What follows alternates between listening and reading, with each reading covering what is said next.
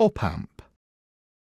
In this video, we will show you how to solder an operational amplifier onto the PCB.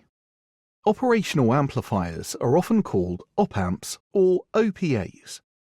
Using the instruction manual, identify the correct component that you need to solder. Take care not to bend the legs.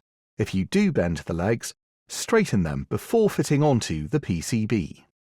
Starting with one component, identify the correct location on the PCB using the manual and the PCB markings to help.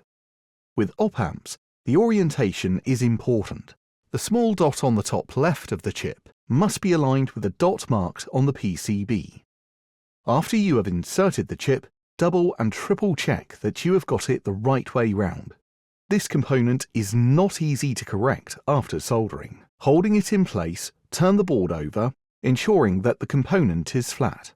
If this is tricky, you can also use Blu Tack. Next, solder two of the legs in opposite corners to the board. Use the soldering video for more information if you need more help. Leaving a few seconds between legs to reduce the temperature applied to the part, solder the rest of the legs to the solder pads in turn. Because the legs are close to each other, make sure not to create a short circuit while soldering and that each joint is separated from another. You can use a magnifying glass to check if you are unsure. Repeat this process until the rest of your op-amps are in place.